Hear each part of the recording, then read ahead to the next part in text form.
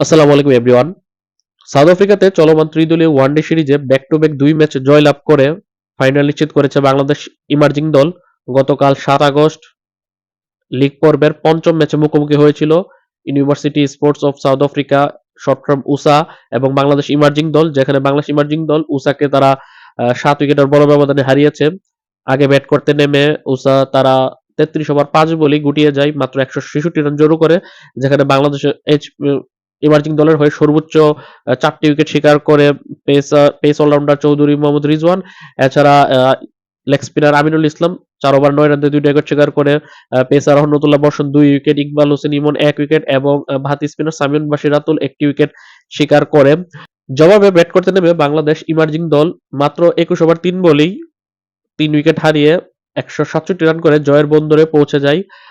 Bangladesh emerging দলের গতকালকের ম্যাচে ২টা পরিবর্তন ছিল। এর মধ্যে ওপেনার জাকির হাসানকে বসানো হয়, যে নেতৃত্ব দিয়েছিল প্রথম ২ ম্যাচ, তাকে বসিয়ে তার জায়গাতে সকলের পছন্দের হাবিবুর রহমান সোহানকে খেলানো হয়। অন্যদিকে উইকেট কিপার ব্যাটসম্যান অঙ্কনকে বসিয়ে তার জায়গাতে আরেক উইকেট কিপার ইরফান শুক্কুরকে খেলানো হয়। এর মধ্যে ইরফান শুক্কুর যদিও সে ক্লিক করেছে, আ ৩৯ বলে ৫৮ রান করে দুর্দান্ত একটা ইনিংস খেলে অপরাজিত ছিল। অন্যদিকে সোহান জাকিরের পরিবর্তে নেমে পারফর্ম করতে পারেনি, ২ বলে ০ করে আউট হয়ে গেছে। ওপেন করতে নেমেছিল রবিন এবং সোহান। রবিন প্রথম ২ ম্যাচে মোটামুটি ভালো পারফর্ম করলেও গতকালকের ম্যাচে পারফর্ম করতে পারেনি, ১৫ বলে ৮ রান করে আউট হয়ে গেছে। তার ওপেনিং পার্টনার যেটা বললাম সোহান ২ বলে ০ করে আউট হয়ে গেছে। ৩ নম্বরে নেমে শাহাদাত হোসেন দীপু, যে প্রথম ২ ম্যাচে পারফর্ম করতে পারেনি, তৃতীয় ম্যাচে নেতৃত্ব দিয়েছে। সে ৫৬ বলে ৭৩ রানে একটা দুর্দান্ত ইনিংস খেলে সে অপরাজিত ছিল। ৪ এ নামা ইফতেখার হোসেন ইফতি, সে ২২ বলে ১৭ রান করে আউট হয়ে গেছে। ৫ এ নামা যেটা বললাম ইরফান শুক্কুর, সে ৩৯ বলে ৫৮ রান করে অপরাজিত ছিল। বাংলাদেশ ৭ উইকেটের বড় ব্যবধানে বাংলাদেশ এইচপি দল ম্যাচটা জিতে গেছে। এখন এতে করে কিন্তু বাংলাদেশ ইমার্জিং দল ১ ম্যাচ হাতে রেখে তারা ফাইনাল নিশ্চিত করেছে। অর্থাৎ লিগ পর্বে ৬ ম্যাচ হওয়ার কথা ছিল, যার মধ্যে ৫টা ম্যাচ অনুষ্ঠিত হয়েছে। সাউথ আফ্রিকা ইমার্জিং ৩ ম্যাচে ৩টা জিতে আগেই ফাইনাল নিশ্চিত করেছিল। বাংলাদেশ ইমার্জিং এখন ৩ ম্যাচের ২টাতে জয়লাভ করে ৪ পয়েন্ট নিয়ে তারা ফাইনাল নিশ্চিত করেছে। অন্যদিকে উসা দলটা ৪ ম্যাচে ৪টা হেরে তারা ছিটকে গেছে। এখন আগামী ১২ আগস্ট ফাইনাল ম্যাচ অনুষ্ঠিত হবে বাংলাদেশ ইমার্জিং এবং সাউথ আফ্রিকা ইমার্জিং দল মধ্যকার।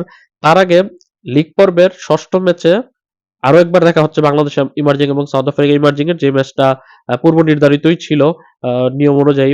আগামীকাল ৯ আগস্ট দুপুর ১টা ৩০ বাংলাদেশ ইমার্জিং এবং সাউথ আফ্রিকা ইমার্জিং লিগ পর্বে শেষ ম্যাচে মুখোমুখি হবে। তারপর আবার তারা ১২ তারিখ ফাইনাল ম্যাচেও মুখোমুখি হবে, কারণ যেহেতু তারা ফাইনালেও উঠে গেছে। এখন আগামীকাল ৯ আগস্টের ম্যাচে বাংলাদেশ ইমার্জিং এর একাদশ কিরকম হওয়া উচিত, কয়টা পরিবর্তন হওয়া উচিত, সেটা নিয়ে আগামীকাল সকালে ভিডিও আসবে।